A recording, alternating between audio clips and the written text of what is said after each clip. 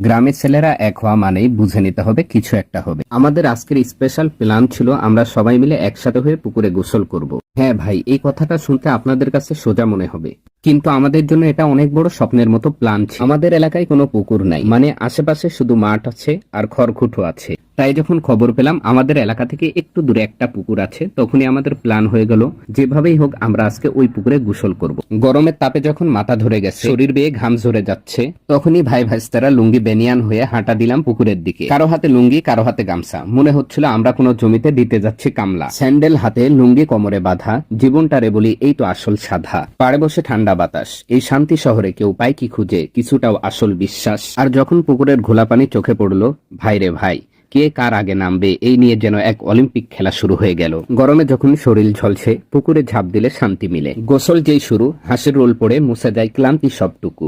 ঝাঁপ দিয়ে নামতেই গরম শরীর ঠান্ডা হয়ে গেল, মনটা যেন বাচ্চা হয়ে গেল। আবার এক একজন মাছের মতো সাঁতার কাটতেছে, কেউ আবার পাড়ে বসে ছলাৎ ছলাৎ করে পানি ছুটছে। আজকের প্ল্যানটা ছিল সোজা, কিন্তু আমাদের জন্য ছিল স্বর্গের মতো।